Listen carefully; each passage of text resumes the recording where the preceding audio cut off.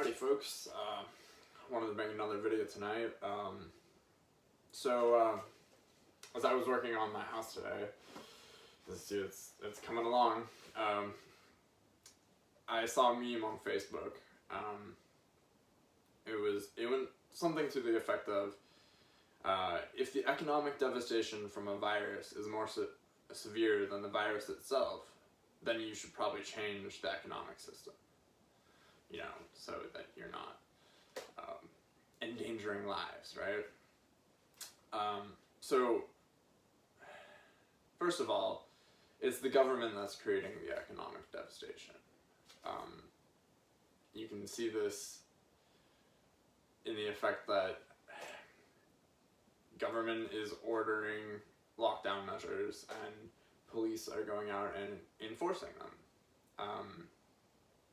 So if you want to open up your business, then the police are going to come and arrest you. Or if you get too close to somebody else, you know, the police are going to arrest you. So the economic devastation is not coming as a result of the virus. It's coming from the government's reaction to the virus.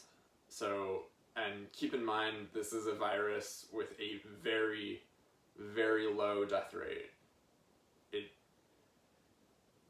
The hype on social media and media in general is just, it's totally out of whack. Anyways. So getting back to the original point of this was to talk about this meme, and that's, you know, we should change the economic system so that people don't die, right? So we all know what kind of economic system it is you want. I mean, I've been seeing this trend for years now. It's like, you know, we all know you want democratic socialism, but really what that is it's communism light. It's like the baby steps towards communism. It's the precursor. So, you know, people are sitting at home and they're collecting a government stimulus check, right? They're not going to work and they're getting money from the government. Well, that's a socialist program, right? As a result of this, though, we're going to see everything's going to get more expensive, and food and other goods might start to run out, because if, you know,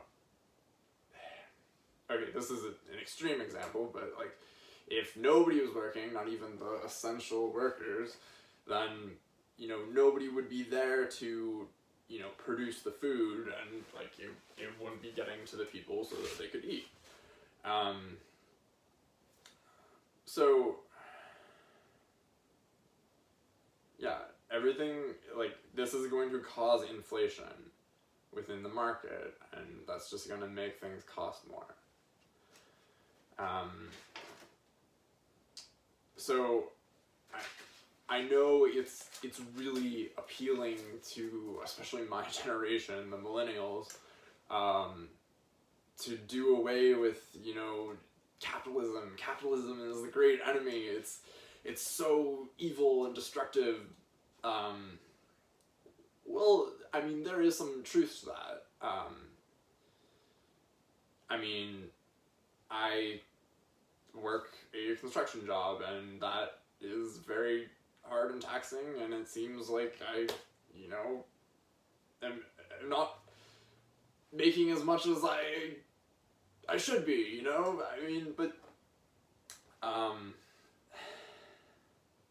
anyways, it's hard to carve out a living in this society, I know, but do I blame the free market? Hell no. First of all, it's not a free market. Government controls a lot in the market. It taxes you, and it steals from you. That's what taxation is. It subsidizes big corporations so that they can control the market with a monopoly, so that you go to the big box store instead of the, small local mom and pop store.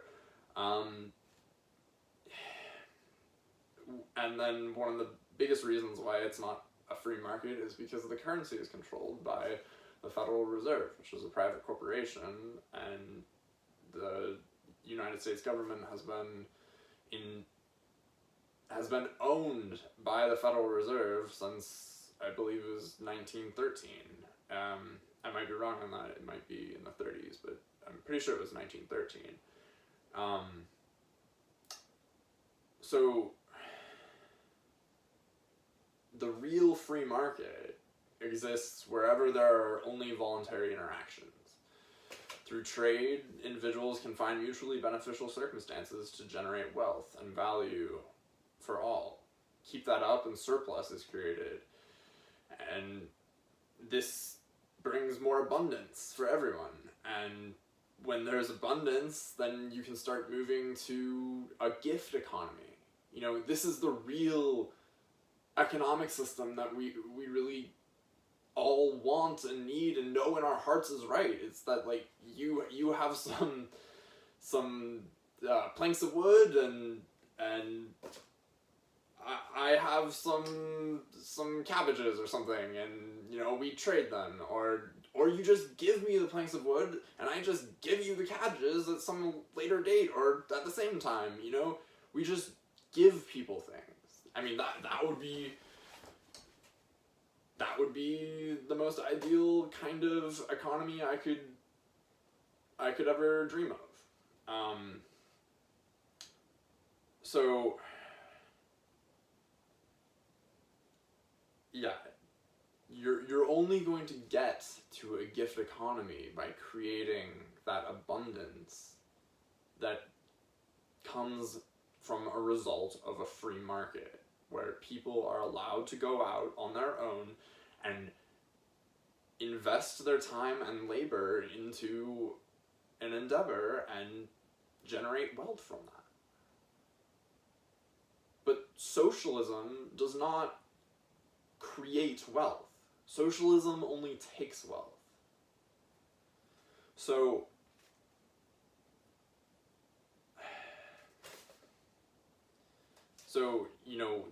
we all know, or we should all know, that there's a, dialectical manipulation within society. There's many dialectical manipulations within society. Democrat versus Republican, Christian versus atheist, capitalist versus communist. So how do you traverse these false dialectics and not get pulled into one or the other? Well, you need to find a solution where the triangle between the two, the middle point. And when it comes to capitalism and communism, it's agorism, which is a radical free market philosophy that rejects the ideas of authoritarianism and control. You can't have a free market if there is a government controlling things, or if there's anyone using violence to control things, because that is essentially what government is. So yeah, the gift economy can't exist as long as there is government. But again, socialism is going backwards. It enslaves the market, making it harder for producers to work by de-incentivizing that activity, because the government will just write you a check, causing massive inflation and a diminished supply of goods, leading to more extreme totalitarian measures, because if there's breadlines, if there's a lack of resources going around in the economy, then that gives the government whatever incentive they need to bring in the Gestapo and put the boot on your neck. So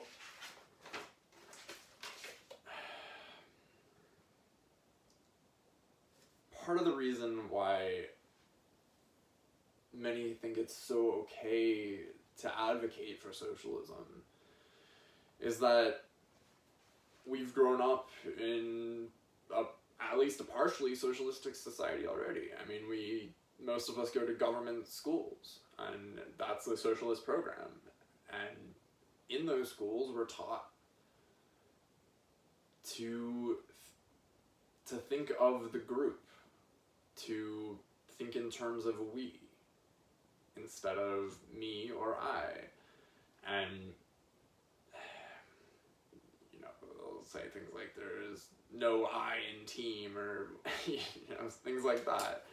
And what this does is it gets you thinking that you can make decisions for everybody else. It gets you in this, what people have called groupthink.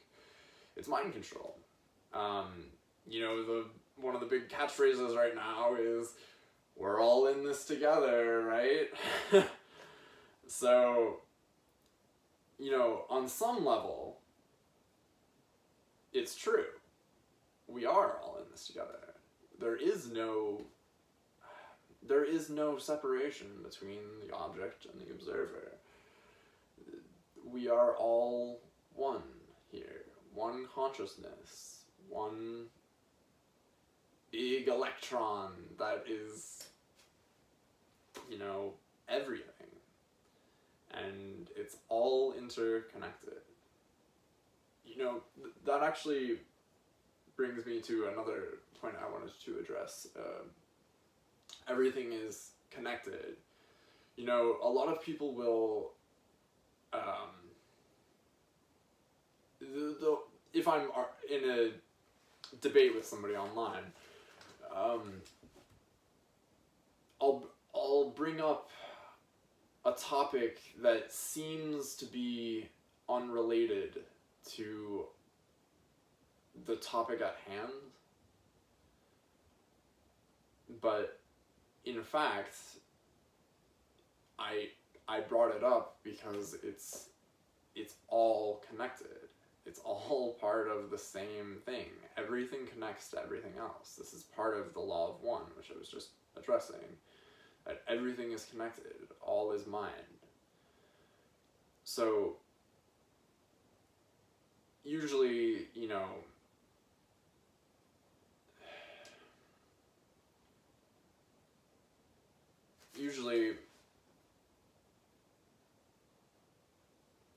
usually arguments tend to follow a logical progression.